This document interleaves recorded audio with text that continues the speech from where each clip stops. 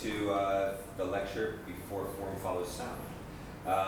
Really excited to, my name is Scott Ogner. I'm an assistant professor of information design and management. I just twitch a little bit when I say that. I teach in the School of Design Strategies and the School of Art and Technology at Parsons. And I'm very excited to invite my friends from Goldsmiths College to come speak and work with us over the next 2 days. We'll be working with 3-axis accelerometers, wireless, and creating sound and musicality, I think we could probably say, from motion. So this is Atau Tanaka. He'll be speaking tonight. Baptiste Carmillon, there. Alessandra Altavilla. I'm just going to do a short introduction. Pardon the reading, but there are lots of letters after. So Atau is a professor of media computing at Goldsmiths, and he's the CTO of Click Mobile. He's born in Tokyo and raised in the US, and I'm guessing that many of you already know a lot about his background and bio, but bridges the field of media, art, experimental music, and research. He moved to Paris for the residency at the Cité des Arts to work at IRCAM, where I imagine he met Baptiste, and they've been working together. Atau creates sensor-based musical instruments for performance exhibition. He's known for his work with biosignal interfaces, and he has presented at Ars Electronica, SFMOMA, Eyebeam, V2, ICC, ZKM. He has a lot to claim. And, I have a lot of gray hair. Yeah. I have to get the bio off. But each gray hair is a little piece of That's credit, right. And I think that's good.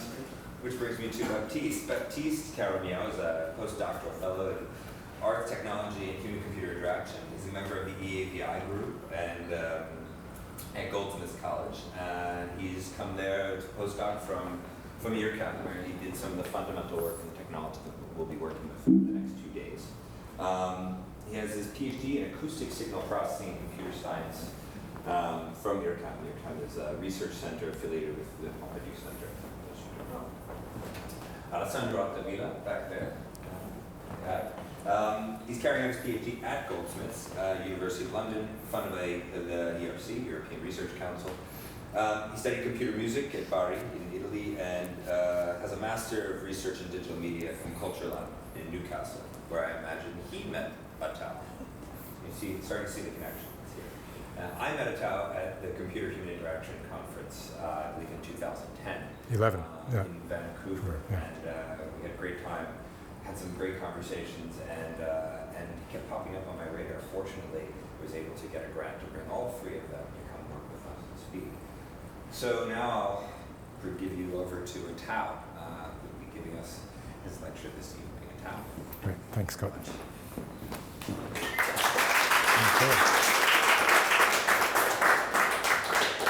So thanks to Scott and Parsons and everything, the team here.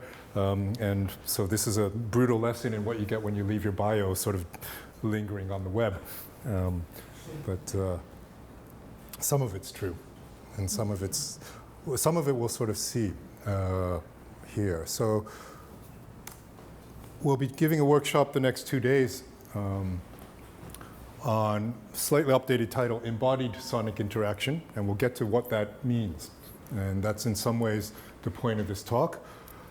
As Scott mentioned, it has to do with movement, gesture, sound, and everyday occurrences, events, and perhaps everyday objects. So this is really work that I'm speaking on behalf of the team for Alessandro and Baptiste. Yeah, feel free to sit down. Yeah.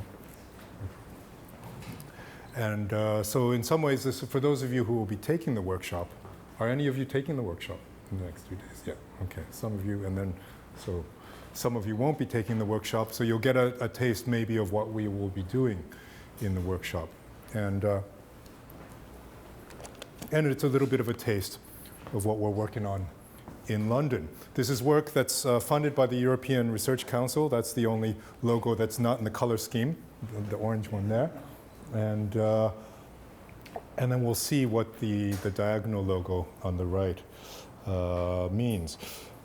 All of this, will be hosting a conference called NIME in London at Goldsmiths next year. So If what you see interests you, please come next year in exactly 12 months' time.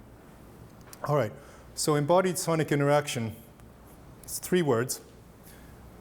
Gesture, sound, and the everyday, there's 3 more words. So if we make a little tag cloud by hand, right, the sound part of it shows up twice. And then we have different elements, gesture, interaction, this idea of the embodied and the everyday. Okay? So what's missing from these 3 words, especially if you've heard my bio, is music, because I am a musician, I'm trained as a composer. Music is usually what I do on stage, and in many ways that's what the team works on. But Parsons isn't a music school, and so we thought it would be interesting to focus on sound and actually differentiate that from music and start to see how we could have embodied relationships with sound, how we might think about sonic gesture and interaction with sound. We've heard a lot probably about interactive music, okay? But what about interactive sound?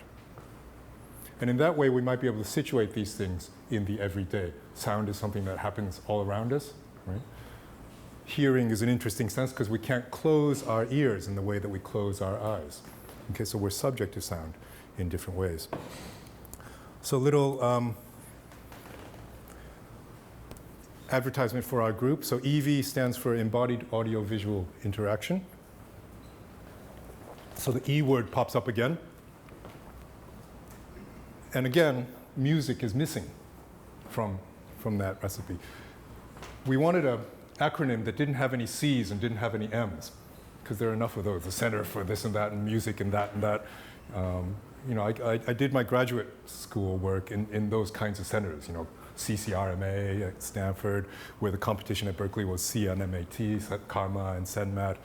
EarCam is cool because it has an I in it, but there's also C and an M.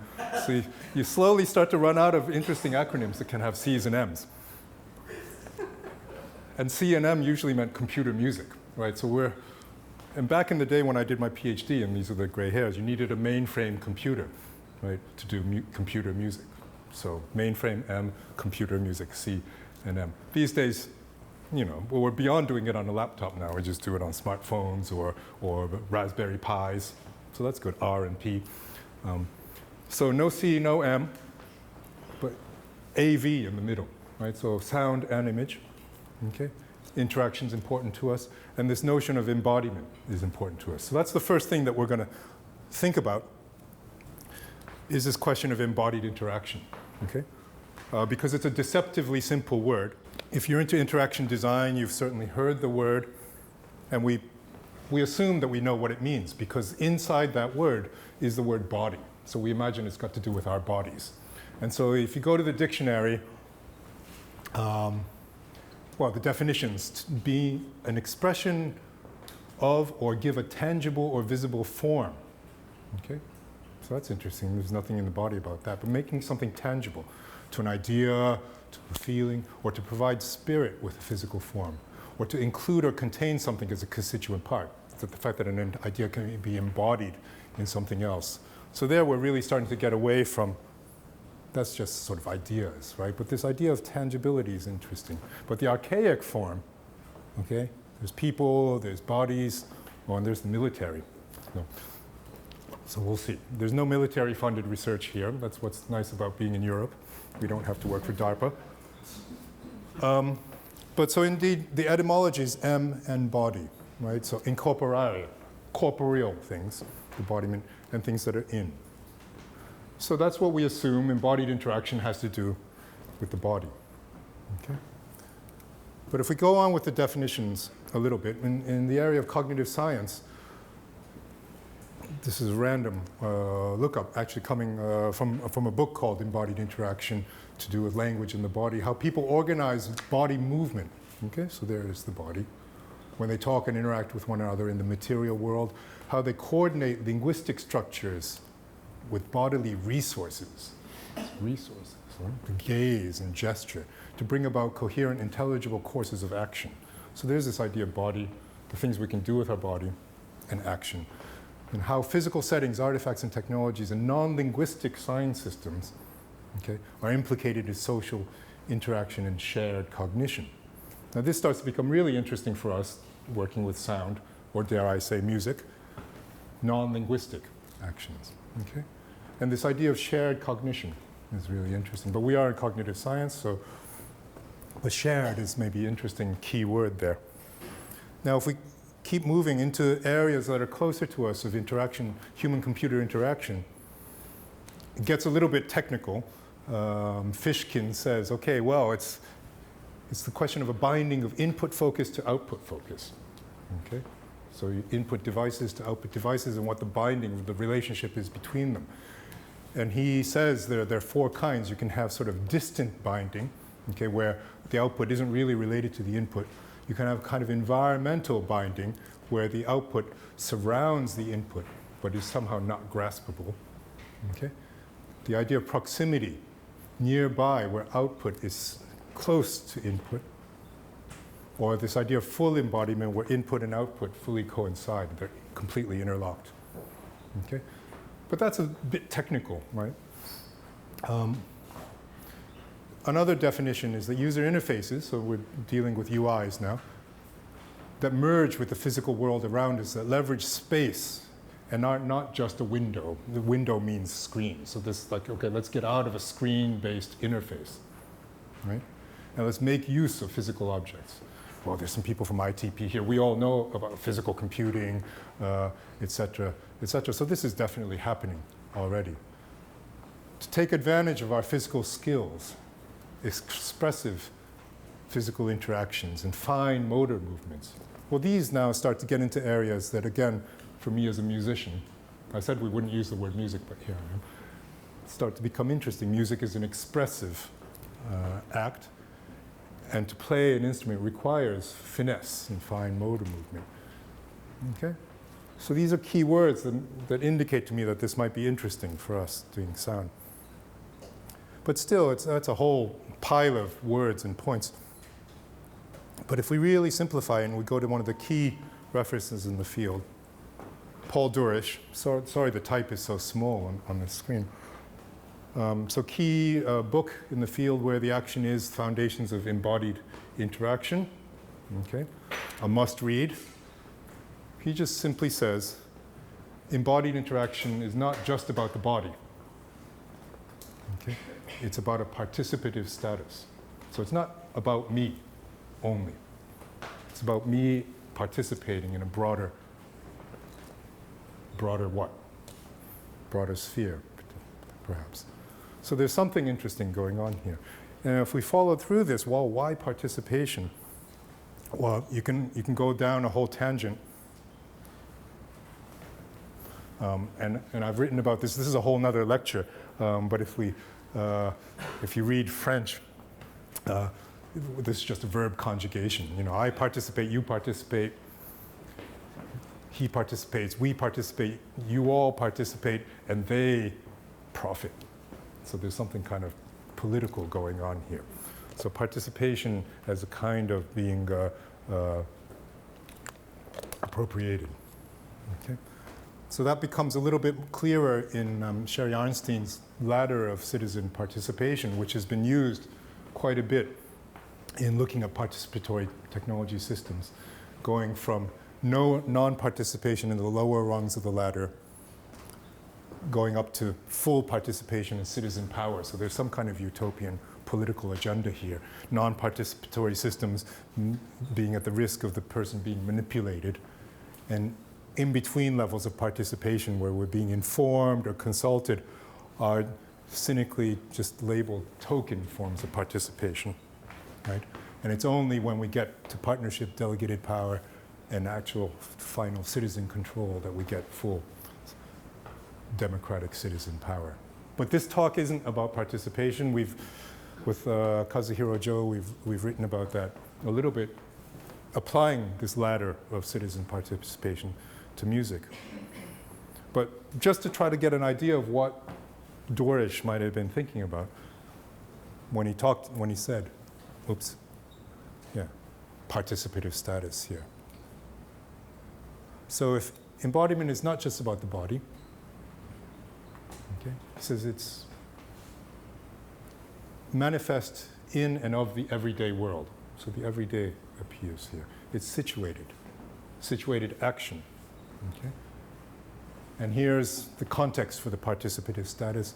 It's not just physical reality, but a participative status. Okay? So it's remarkably simple, but a little bit mysterious. Okay? And it gets even more complicated and mysterious because he evokes the philosophy of phenomenology, drawing upon Heidegger, okay, and looking at the transparency of interfaces to see whether something, an interface element reveals itself, becomes present at hand, or becomes a transparent vehicle through which you interact with an interactive system, okay, ready to hand. And I've looked at the musical interfaces applying these ideas of Dorish. Again, that's a whole other tangent that we could go into. But these are some of the things that motivate us. But if we try to unpick a little bit this idea of phenomenology, unless there are, well, actually, the new school, I'm going to get into trouble here because I'm going to get into philosophy and then later psychology. And the new school is actually is a very, very strong place for psychology, so I'll probably shoot myself in the foot. But just at our level, let's look at phenomenology a little bit. Okay. Dictionary definition: the study of that which appears, according to the Greek etymology. Okay. An approach that concentrates on the study of consciousness in the objects of direct experience. Okay, so that's perhaps what's interesting to us. If you compare that with dualism, okay, dualism, the division of something conceptually into two opposed or contrasted aspects. In philosophy, a theory or system of thought that regards a domain of reality in terms of two independent principles, separating mind and matter. Okay? So these are the two camps, if you may. And in technology, we're really quite accustomed to the Cartesian approach of mind-body dualism. That what goes on in the mind is different than what the body does. Okay? And a lot of our basis of scientific thought actually is built upon this notion of mind-body dualism. Okay? In many ways, it's a default way in which scientific method has progressed, in which technology has been developed. But through Dorish and others, there's a whole branch looking at technology interactions in this more holistic way, in this phenomenological approach where we say there isn't a separation between mind and body. Okay? So can we do something scientific with this holistic view? So we'll dig deeper into the rabbit hole here by thinking about the epistemology of phenomenology, okay? The systems of knowledge. There's a fancy way to say, okay, well, how does phenomenology work? It has to do with experiential ways of knowing. Okay? It's a way of knowing about the world that is based on direct experience. So it implicates sensation, the notion of sensation, in understanding the world around us. Okay? And phenomenology is the way that recognizes, okay, the physical world, the palpable world, okay, in our systems of thinking. Okay? And in that way connect the body and environment. And once we get to that point, it starts to become very, very interesting to us. Body maybe as my body, environment as the world around me in which I participate. Okay? So this way of thinking brings us to a word which I like called inaction and forms of enactive knowledge. Okay? So to enact means to act and to carry out. Okay? And it's Jerome Bruner, who is a psychologist, who coined enactive knowledge as a distinct and separate kind of knowledge from traditional forms of knowledge that he labeled to be iconic knowledge, okay, and symbolic knowledge. So this would get into systems of semantics and semiotics, icons, okay, through which we know the world, okay, visual images through which we know the world, symbolic knowledge, okay, symbols that dictate, that describe to us the world around us, and the semantics that accompany that. Enactive knowledge for him was different in that it's a way of getting to know the world through our experience, through our acts, through our relationship with the physical world. Okay? And the other great thinkers that pick up on inaction are Francisco Varela and Humberto Maturana. And these are two really great books. This isn't really where they treat these thinking, but two really good reads that I recommend. Varela then coins this term autopoiesis, okay, which are systems, self-generating feedback systems, okay, that can't be separated from those who manipulate and use them. Okay, so there's a misunderstanding that autopoiesis means a self-isolated, self-sustaining system. But there is an idea that these systems are always in contact with the environment around it. So they're distinguished from allopoietic systems, which are Cartesian, which are the product of functioning something different from themselves. So here again, we're setting ourselves up comparing to this Cartesian dualistic view of the world. Okay? And simply they say, what we do not see does not exist.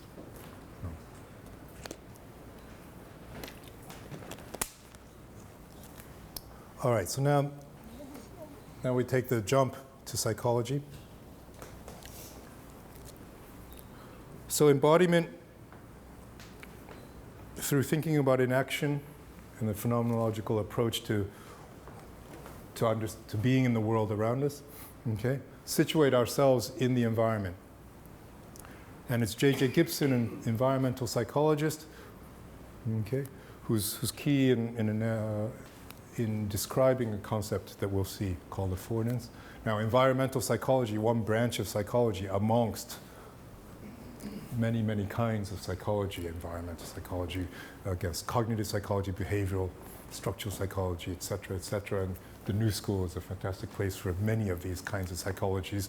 We can't, if you jump into that, you might get wrapped up in some psychology wars. It's Bruner in his book, and I bring that cover back here, who in a very, very thin, very readable volume really unpicks them and situates himself in a really nice way and talks about meaning making in that book. Okay? But the psychology to do with the environment is interesting for us because that's where we start to draw upon perception of the environment around us. So seeing, okay, feeling, smelling, tasting, and obviously for us interested in sound, hearing, okay? So from hearing, going to listening, then to maybe making sound. That's the path that we're going to try to take, okay, in the work that we're doing. Okay? So hidden amongst all the psychologies in this environmental approach, we're slowly getting to this, from perceiving to creating. Okay? So it's here that Gibson, in the 50s, coined a term called affordance. And this is a key concept for us that we're going to test, that we're going to interrogate with respect to sound. Okay? So we'll look at affordance and the different kinds of affordances a little bit, and you'll see some familiar things in design that will come up, so that might be familiar to you here at Parsons. So core definition, very simply, the use potential implied by something. Okay? So there's a potential, okay, that are linked to the environment, properties of an object, presentation of information, and design. These are the many ways that affordance can be articulated. Okay? So if we pick these apart, starting from environment, looking at design, and then perhaps going to information, the original definition has to do with the environment and the potential action relationships that a subject has in their environment. So the qualities of an object let's say, a chair, okay? And the capabilities of the subject, me, to sit in a chair like this. So the chair, well, we know what it is because it's a chair, so that's a cultural thing. But Gibson's argument is that a chair affords sitting, okay, for a number of reasons, okay? That there are emergent properties of the environment, and the chair being part of the environment, that give it that affordance, okay? And that these properties for him need to be perceivable and need to be at the appropriate scale. So a chair affords sitting for me because if I sit, my knees are bent at about a right angle, I'm comfortable, and it's all right. So it affords a human being about 6 feet tall sitting, okay? But a chair would not afford sitting to a mouse, because the mouse is at the wrong scale with respect to the chair. Chair would probably afford other things, maybe jumping up to get to the cupboard, to get to the cookie jar. All right? Now that's a simple case, but based on perceivability, etc., affordances might change. And here Gibson points out the danger of misinformation. This little sequence of images is a mailbox, right? What does the mailbox afford? I mean, is it a box that affords lifting the flap and putting an envelope in? Well, it might, and we'll get to questions of product design, actually, in a second, which may be of interest to Parsons students.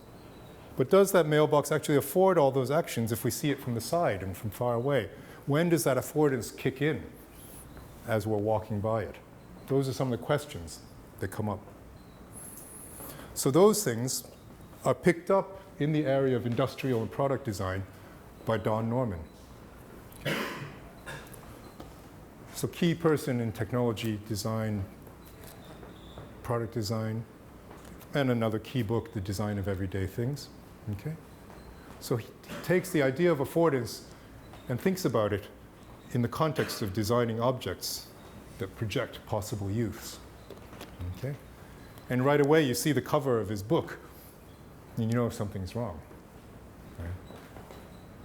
That teapot, well, that's the design of that's a bad design, isn't it? Because if you put the handle on the same side as where the tea is pouring out, how would you pour it? Okay. And so Norman goes through this talking about good design, bad design, and points out that just adding a feature is not adding an affordance. Okay? To think more deeply about how we design products, it's not just about featureitis, adding another functionality to something. Okay? The idea of feedback can enhance an experience, but is independent of it. And the different constraints that enter into play, both physical constraints, we've been talking a lot about physical, but logical, I mean, that teapot's kind of illogical. Which way do you tilt it, right? And cultural, so that there are indeed things that we know to be objects in this world that we're in because we've grown up with them, because the world system has been operating with them. And these cultural issues are things that we'll see as we try to apply this to sound. Okay? But culture is something that evolves. Okay? And so here, culture and convention, constraints that evolve and develop over time. Just coming back to a very basic example that he gives is with a door. If you see a flat pad on a door, it does afford pushing. Okay? And if you see a handle, that does afford pulling. And once you see that, I think many of us can think about badly designed doors, doors that you don't know whether you're supposed to push or pull. Right? Well, we'll get to that in a second because that's a very simple push or pull, but what if that's a knob, right? And that's where Bill Gaver enters the picture. So a preeminent researcher in human-computer interaction, a colleague of ours at Goldsmiths, he's upstairs. He's got the top floor of our building. He's got the view of London. We're down on the second floor. But he applied this notion of affordances, extended it beyond physical object design to screen interfaces, graphic user interfaces. Okay? Very much in the early days, back when And on the Macintosh, we were designing buttons that had on-screen buttons that had a sort of a 3D look to look like it was popping out of the page. Did that afford clicking? Okay. And he talks about things like the complementarity of action, okay? The acting and the acted upon. Okay?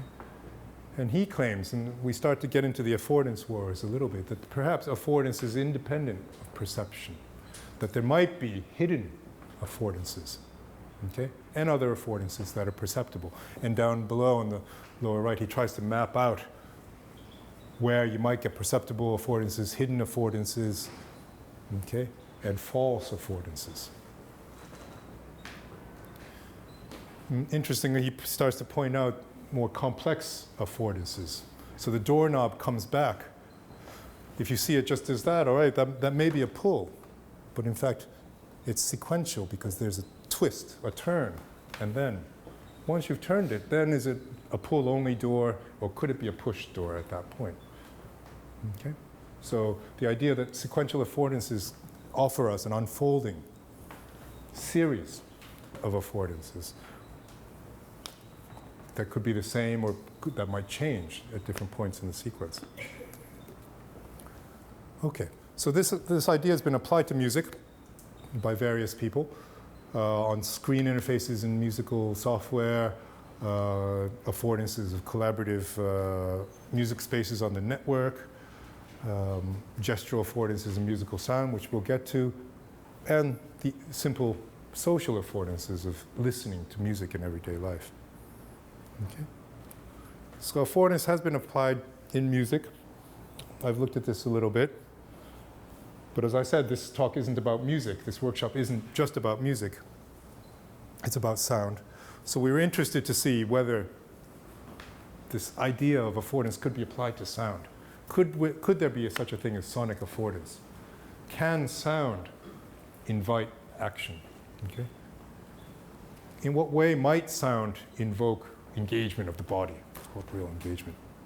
Okay. And if it exists, what are the forms of sonic affordance? Are they physical? Are they musical? Are they gestural? Are they cultural? Etc. So before we get there, let's think about musical affordance for a little bit, because these people have looked at that.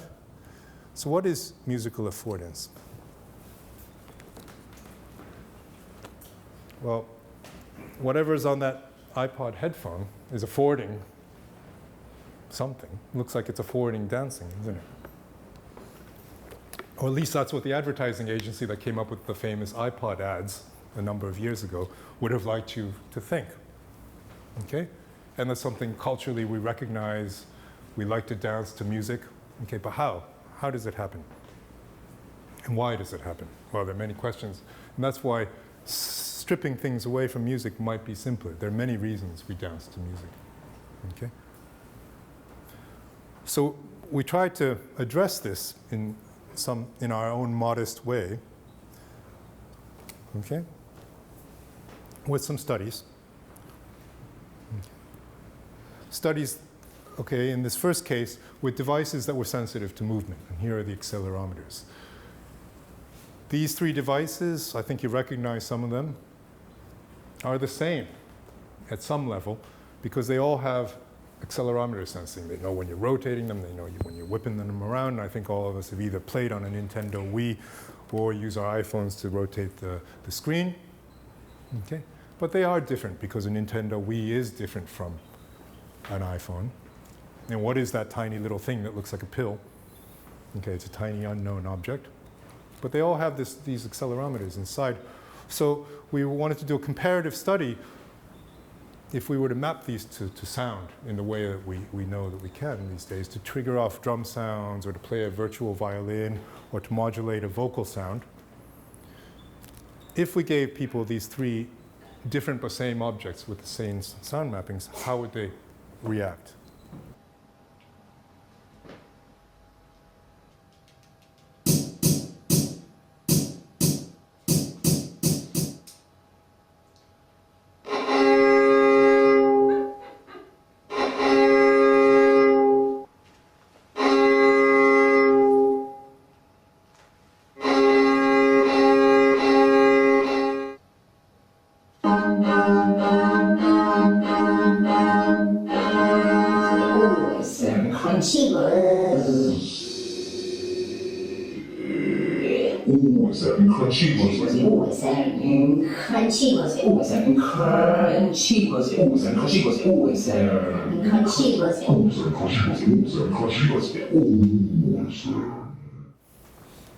So it's either a boot camp for NIME interactive music performers, or in fact, this is precisely the idea, was not to take specialists like me or people who already do Max MSP, but to give them the situation without much explanation, just say, explore these things. How would you play these sounds? Okay? And so what we found here is that you saw people gingerly trying to figure out, maybe with the iPhone or whacking the Nintendo Wii. So the familiarity of these objects had an effect on the way that people explored playing sounds with them. Okay? So what we've learned here was that, well, the cultural associations have an effect, that in a video game controller and a smartphone have different cultural uses, even if we say they have the same accelerometer inside. Okay? And the musical sound sources have cultural associations with them. Okay? Drum does, invite us to whack it. Okay? Now, it was interesting to see. Now, would someone actually pick up and start playing the violin like this? Yeah. So, but that's where, if they didn't, maybe it's because the thing didn't look like a violin. So alongside the cultural associations, there's this question of the form factor. Okay? If you have a tiny thing that's almost formless, maybe it gives you more freedom of movement. Or an oblong object, in terms of design, there's a reason perhaps that the Nintendo Wii is designed that way. Okay? And a smartphone. Okay? Culturally, you don't want to drop it to crack the screen. And the thing is flat and wide, so you hold it differently than a Wii controller. So all these things meant that we were dealing with gestural affordance. We were a long way from the sound itself. That there was culture, that there was form factor that had an effect.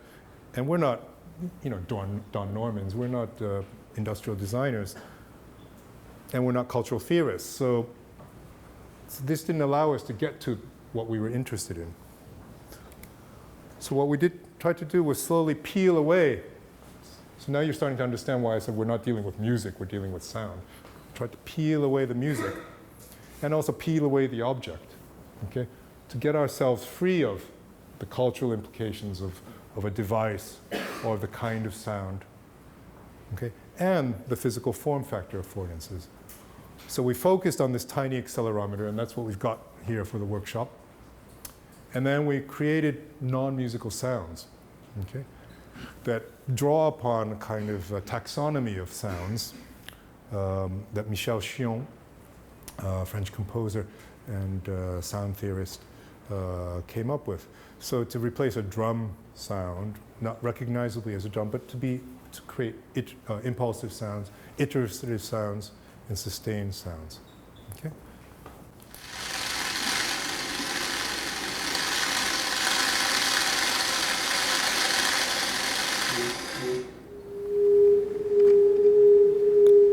So that's a sustained sound. The previous one was the iterative sound. You have to shake it to keep it going.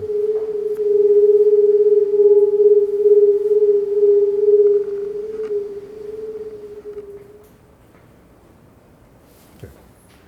And this was a study where once we allowed the users to explore these sonic interactions, then they would actually sit down and watch a video of themselves. So there was a kind of self-observational aspect to it.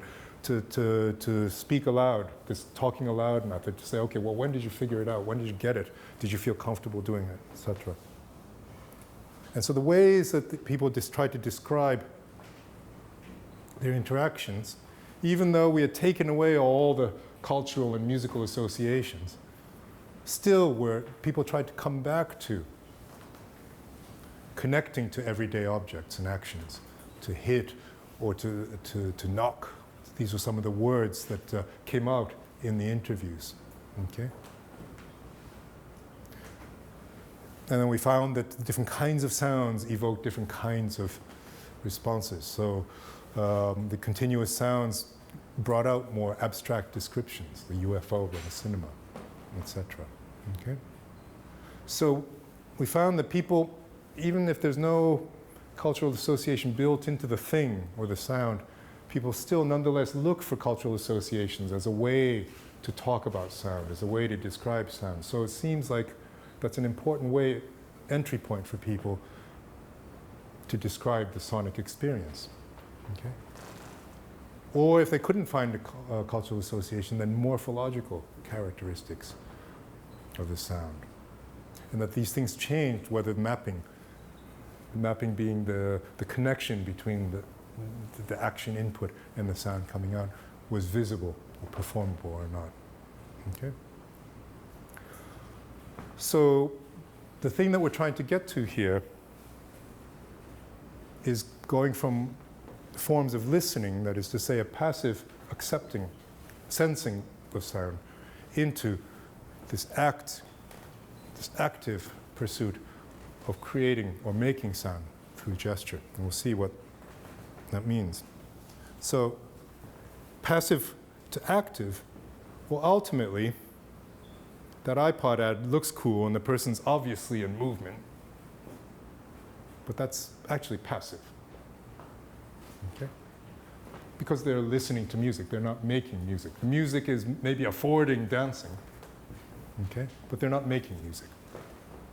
So that's just another version of being a couch potato, right? Or if you wiggle, listening to music on the couch, it's probably the same.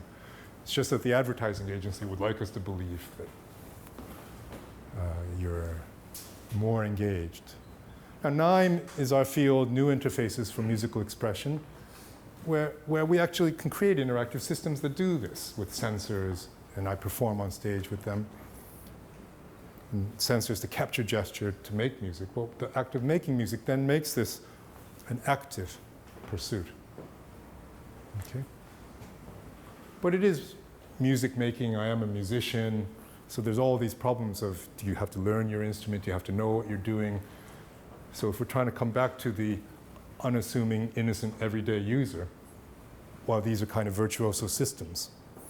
So the question is, well, can we create these interactive systems, okay, that create a kind of embodied sonic interaction? So finally, the words of the title of this workshop, okay? Without having to be a musician, without having to perform on stage. But can we nonetheless mobilize these interactive technologies to create a more embodied interaction with sound that we have, possibly in the everyday? So this is the crux of the problem, and we've just started on this, in fact. The team's been together for 1 year. But to look at what Baptiste had done before coming to the team, we'll look at some passive embodiments of sound. So this is an exercise called sound tracing.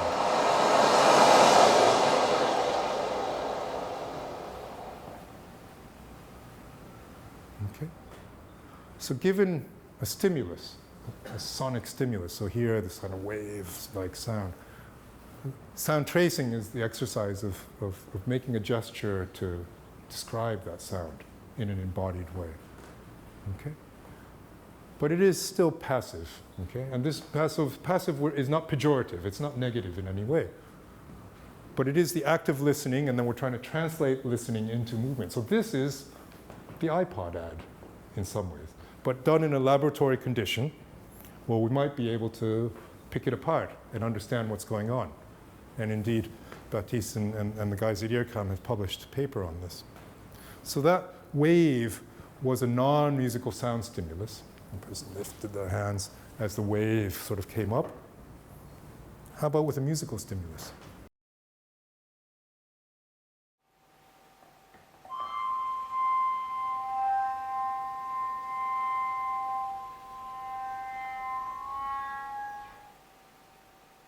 So it's a bit more complicated, okay? It's not just a big wave rushing up. There's a flute. Does that person want to play the flute? Well, no, she's not doing that, is she? Right? She's sort of broadly following the sound in some way.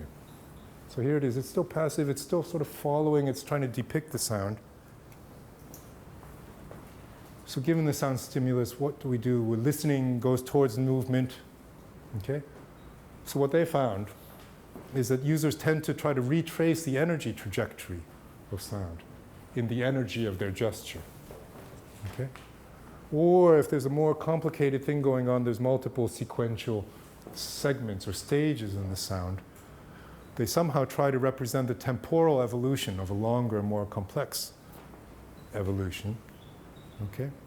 Somehow in their movement, and this could be trying to represent evolution of pitch, timbre, articulation, as you saw in that flute. How do you represent that? Just by waving your arms. Again, if you're given that task as an innocent bystander, what do you do? And it's interesting to see, to observe what people do, and then to analyze it. And so to try to capture that data using accelerometers, motion capture systems, in clean enough settings to be scientific enough about it that we're able to analyze it. Okay? And indeed, Baptiste's specialty is machine learning. And so he's able to then take that motion capture data, okay, that he captured in those sessions, and to do what's called a cross-modal analysis, crossing from the modes of sound to movement, okay? To look at what the correlations are and to apply rocket science of canonical correlation analysis, okay? To try to then start to see, okay, is it energy of the sound that corresponds to energy of the resulting movement? And is this what people tend to try to do? And to look at that across a number of sounds, a number of subjects, etc. So that's the kind of, once you get on to the nitty-gritty of research in this area, that's what we do. But we're still in the passive case. So now if we're trying to go from passive sound tracing to active gestural sonic production, how do we do it without creating these specialist instruments that I'm known to perform with? So how do we get our heads around this idea of embodied sonic interaction? Well, so we've looked at embodied. Embodied music cognition exists as a field in a number of different ways.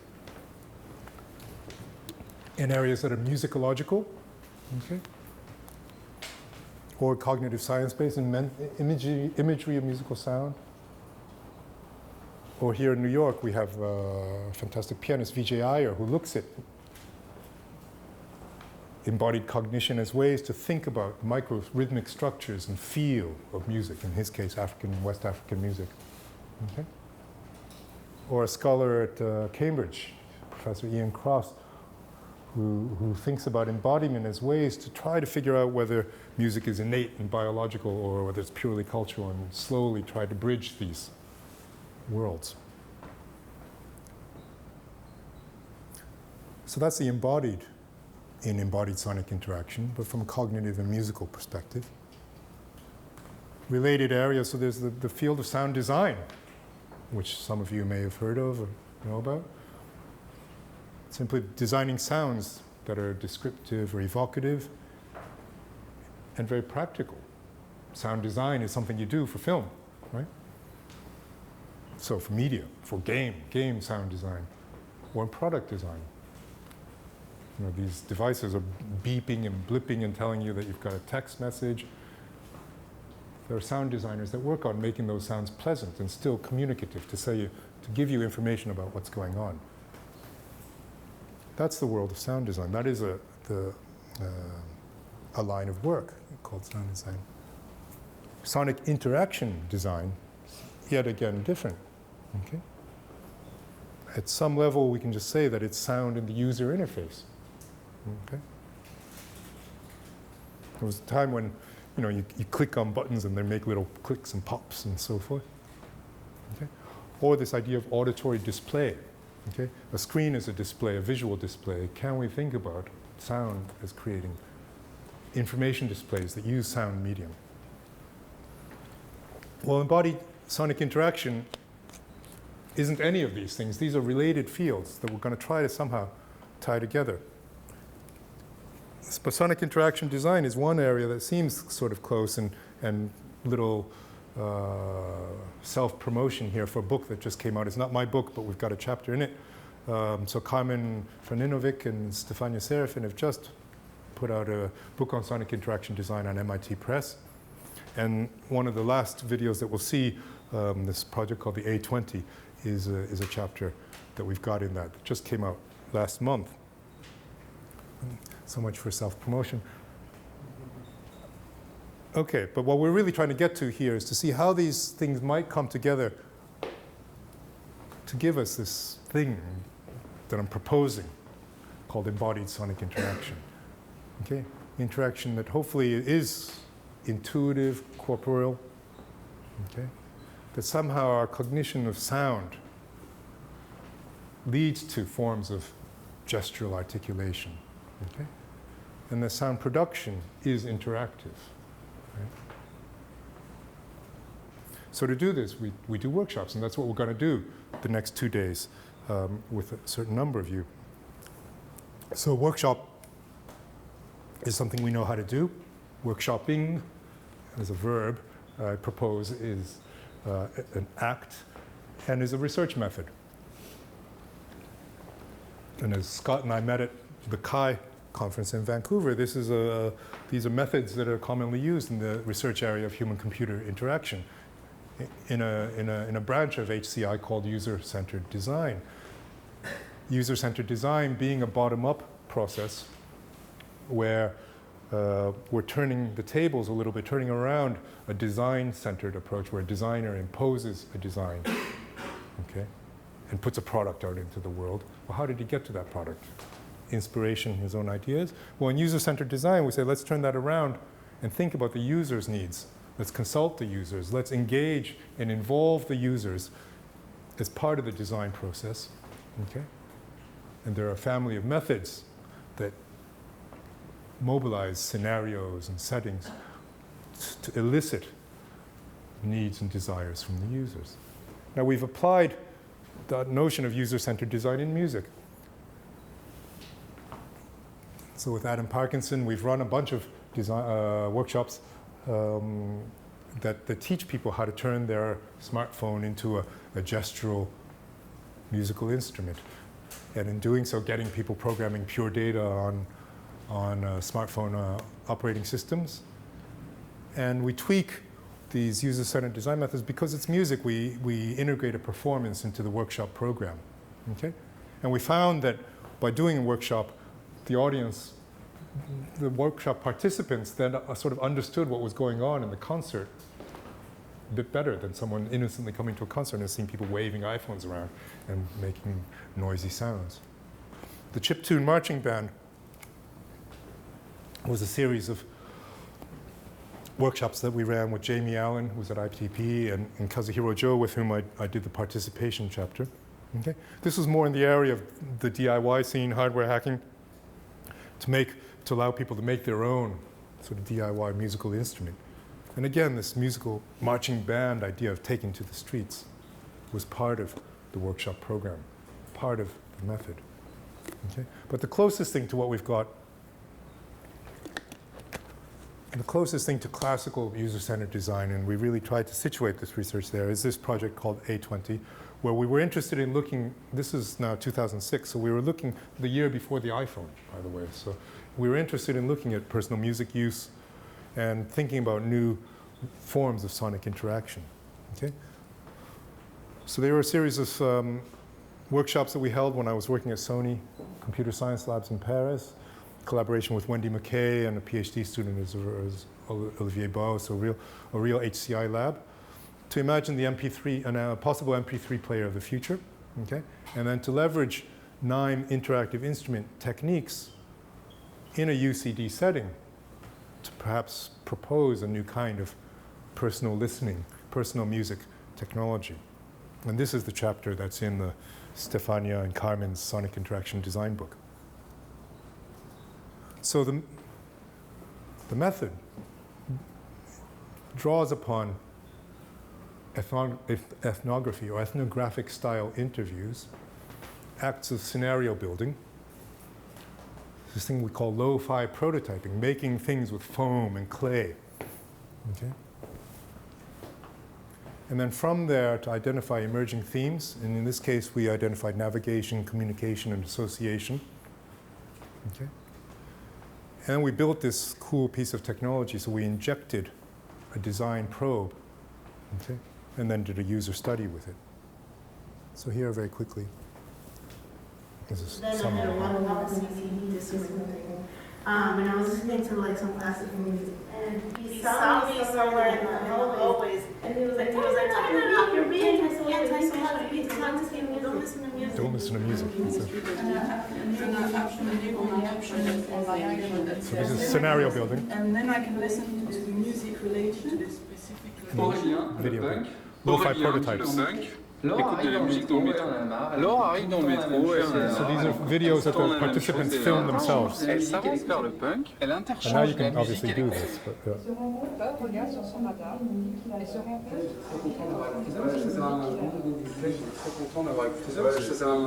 and then this piece of technology, well, cardboard mock-up of it.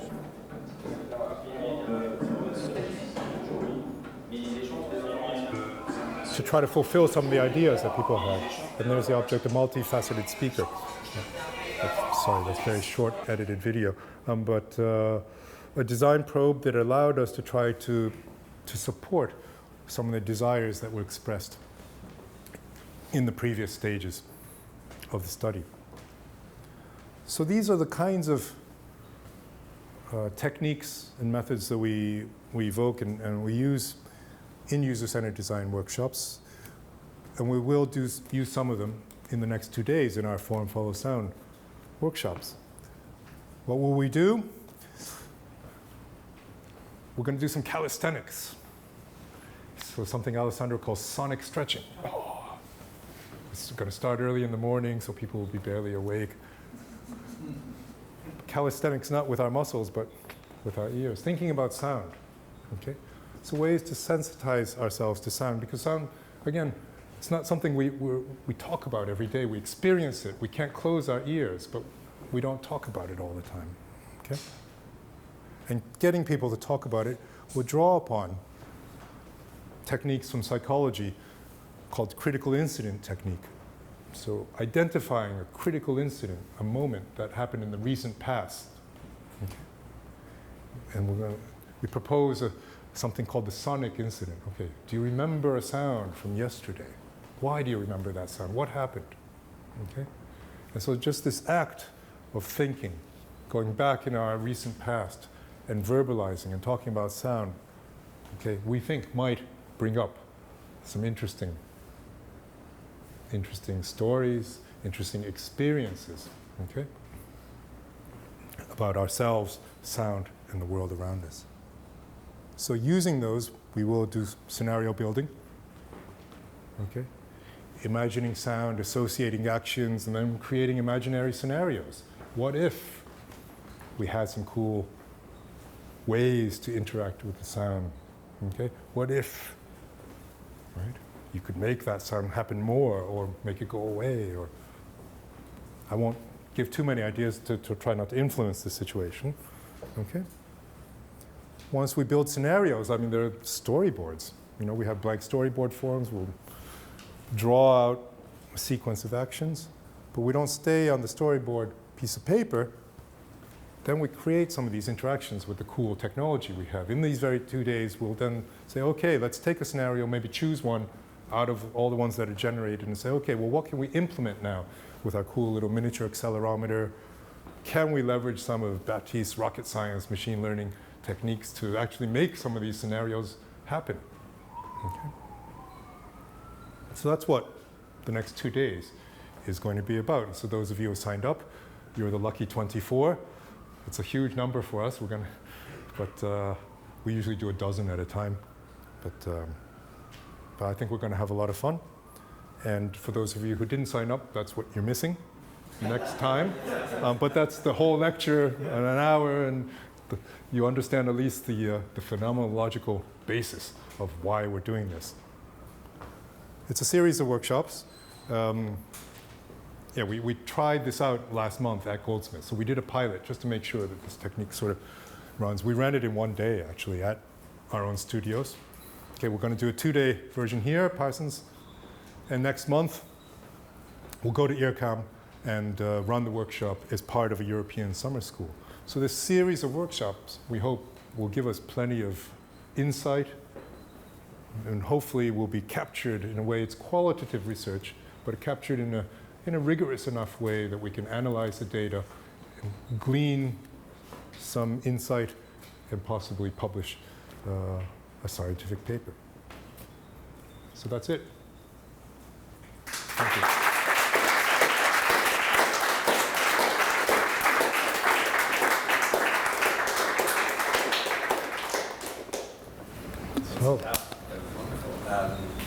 So, we can open we have some time for questions.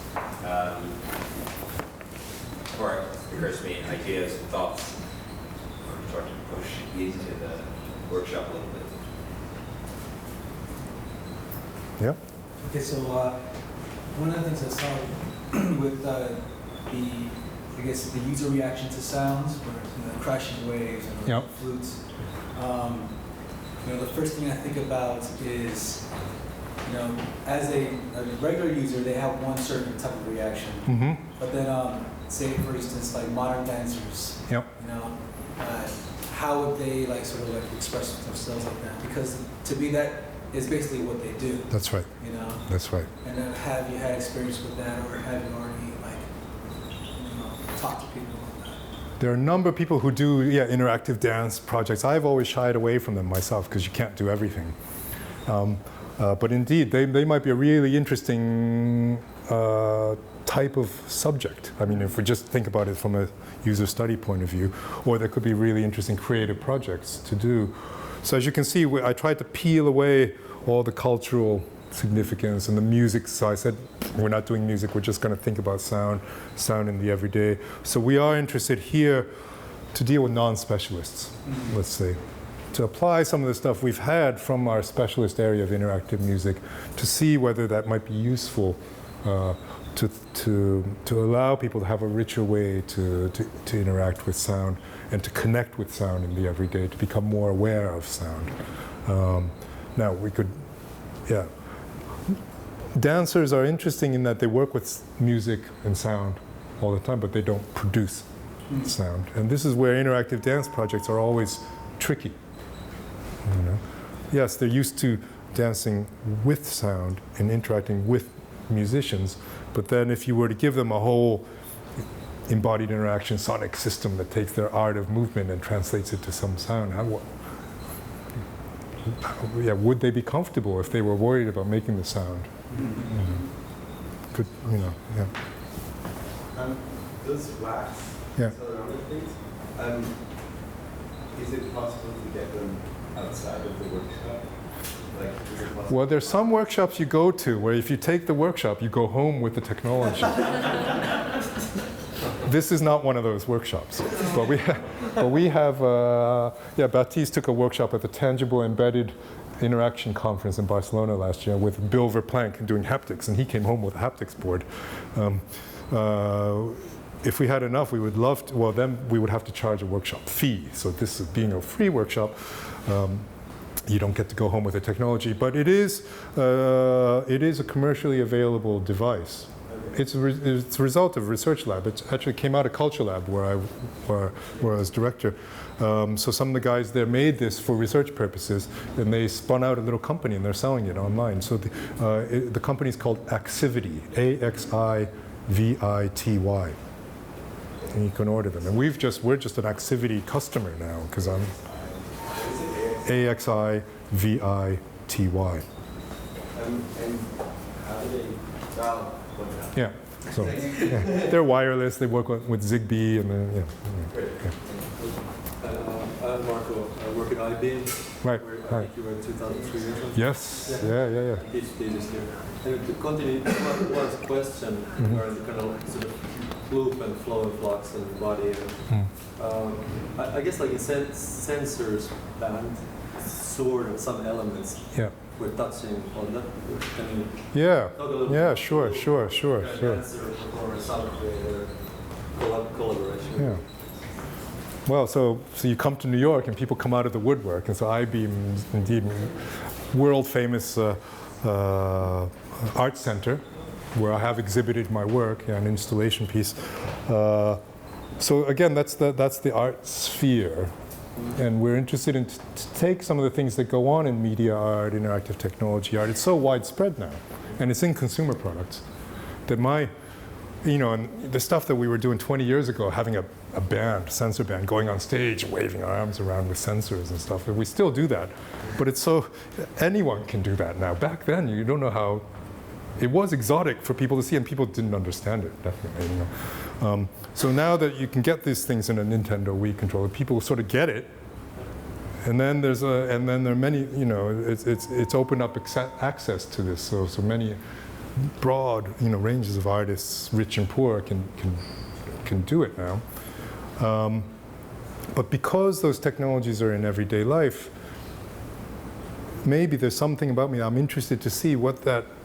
We're not going to make experimental noise musicians out of everyone waving their arms around, right? But I find that the forms of sonic interaction that we have in products, are kind of very poor. Things bleep, and some things are more nicely designed. So there's sound design going on, We're getting into this area of sonic interaction design.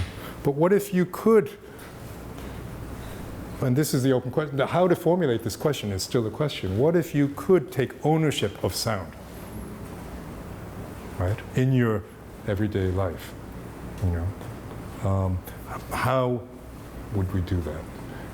If you think about lighting these days, so lighting is used in theater and music. There are lighting designers. You can do all sorts of incredible effects with lighting, but that's become democratized and is filtered down to these programmable RGB LED light bulbs that you can get. And companies like Philips sent mood bulbs so that, in your living room now, you have the potential for an incredibly sophisticated lighting environment. That doesn't mean people know what to do. People are probably still just as, clumsy with color combinations and so forth. Right? So there's this idea, well, then who teaches these people? Or do you teach color theory to everyone who buys a Philips RGB light bulb? Or do you create intuitive interfaces for it? Or intelligent systems? Yeah. So that's, the visual world always gives us easy to grasp, easy to understand things. And sound is always somehow intractable in some way. But we'd like to do a similar thing somehow. Yeah. I guess, quickly, I guess the example sort of included system where the mappings are, there's maybe dancers, but the mappings are also known as people sort of understood the mappings, but it's sort of interesting, that whole intuitiveness versus how they can, basically in your example of sensor band, people understood the mappings, but how to create systems where you can sort of intuitively get the mapping, the mapping on the fly. That's right. Blocks. Yeah. This, I think, something that's really interesting. And that's possibly the holy grail. And that's and then you take a word like machine learning, and then you say, oh, cool. Then there's going to be, but in fact, machine learning is, in a whole other talk that we give, is machine learning isn't magic.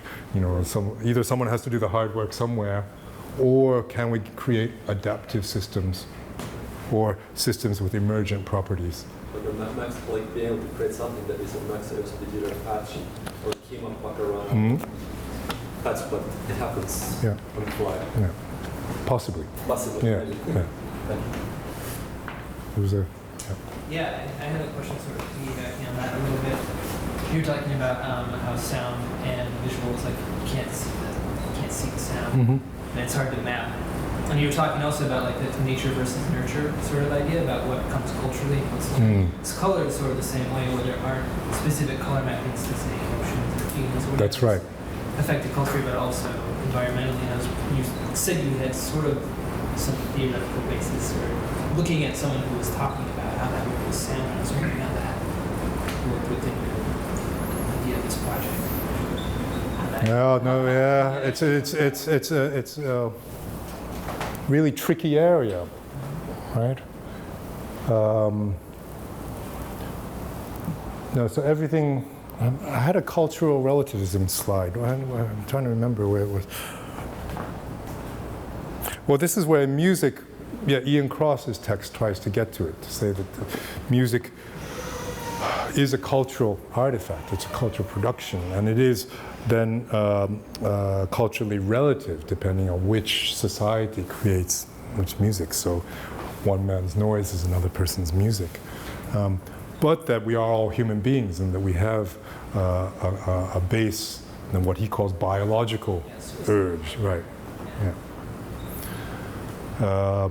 We don't pretend to make those connections at all. But in designing our experiments, we try to be aware of these things so that we're not doing culturally relative research in the name of science, right? That's where if we're trying to peel away, and I have so many definitions, and then I say, let's take away music, let's take away culture, let's just get to sound. It is somehow experimental design and trying to get to something scientifically rigorous with something that's very subjective, something that's potentially cultural, and it's not easy.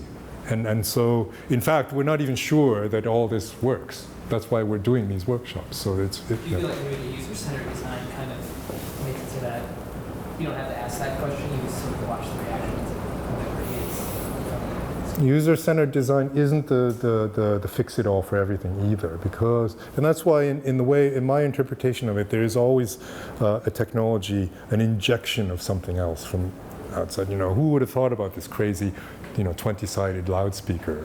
That doesn't emerge from you. So users are great in imagining things, but they're usually constrained in their imagination by what they know, right?